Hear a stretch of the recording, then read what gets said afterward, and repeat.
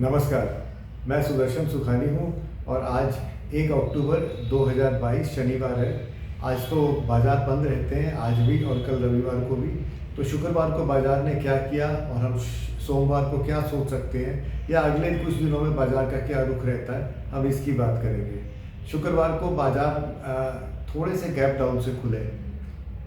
वो इसलिए क्योंकि बृहस्पतिवार रात में अमेरिकी बाज़ार बहुत नीचे थे। तो सच तो ये है कि बहुत बड़े गैप डाउन से खुलना चाहिए था। एक बार SGX ऐसा अंदेशा भी दे रहा था, लेकिन बहुत मामूली गैप से खुला बाजार नीचे। उसके बाद थोड़ा सा ऊपर आया और 10 बजे जब RBI की पॉलिसी आई, रिजर्व बैंक की पॉलिसी, फिर तो बाजार ने जो रॉकेट की तरह से चाल चली है, एक तरफी तेजी थी। ऊपर ऊपर जाते जाते 16,800 से 17,100 तक 300 अंकों की तेजी इंट्राडे हुई, गैप से नहीं, इंट्राडे। अब हम कैसे ट्रेड कर सकते थे? इसमें दो तरीके थे। पहला तरीका ये था कि ओपनिंग रेंज ब्रेकआउट, जिसकी बात मैं आपसे कई बार करता हूँ, वो ले लेते।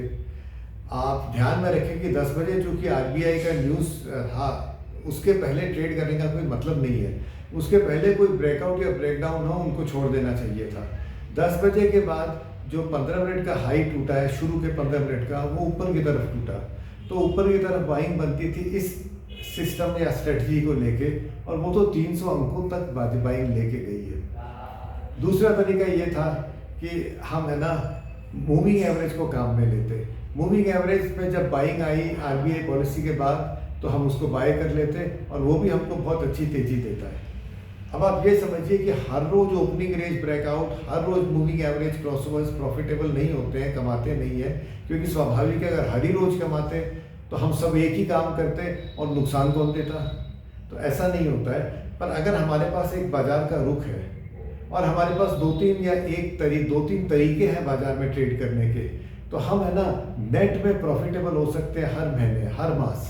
हमारे पास रुख ये था कि बाजार में मंदी है, लेकिन RBI की पॉलिसी है। RBI की पॉलिसी के बाद बाजार जिस तरफ जाए, हम उस तरफ जा सकते हैं। अगर ये सोच के चलते तो दोनों दोनों में से कोई भी तरीका हमको लॉन्ग पोजीशंस पहुंचा सकता था।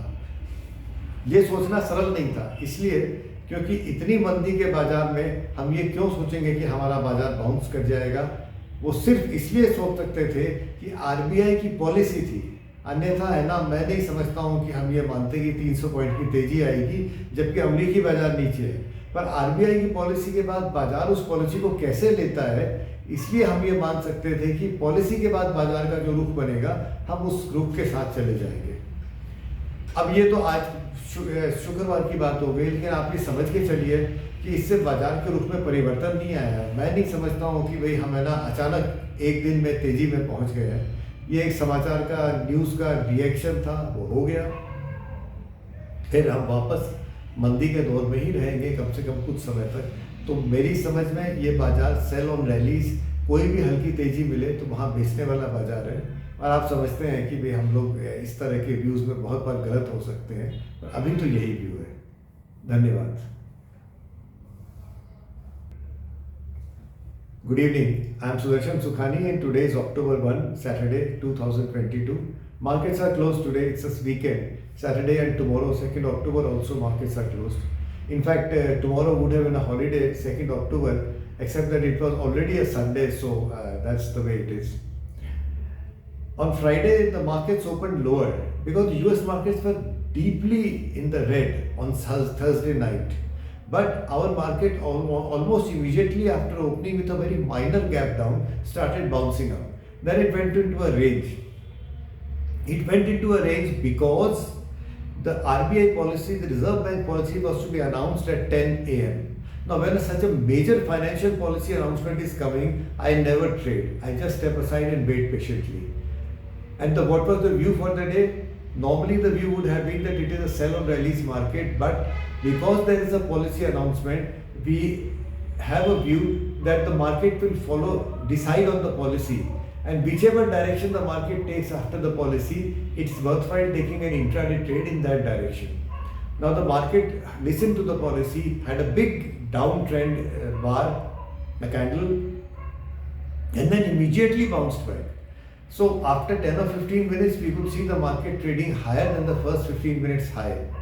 and the moving averages had also crossed on the upside.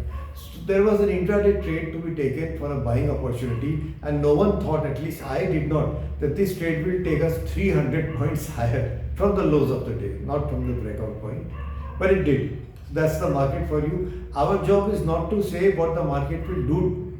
I have not the faintest idea what the market will do. I am not an astrologer, I am not a fortune teller, I do not know the future. I am certainly not a person who knows the future. In fact, to my understanding, no one in the world has ever known or will know or does know the future. No one. So forget about me. Our job as a trader is to say what we will do. That's all. And because we can be wrong so many times, our job is also to have proper risk management in place. We cannot even think of what the market, of trying to predict what the markets will do. Whatever they do, they do. So when I tell you that okay, the market should do this, it means if the market does this, I will do this. It doesn't mean the market is going to do it. Nothing at all. So my view on the market is very simple. I do not think Friday's rally has changed the market condition. We are in a very strong downtrend, or you can call it a very strong correction, whatever you like.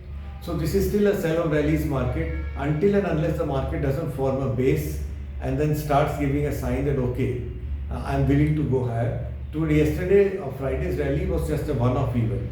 So the market to me is a sell on rallies market, which means that if it breaks down from a low of an opening range breakout, or if a moving average turns on the downside, I would be a seller.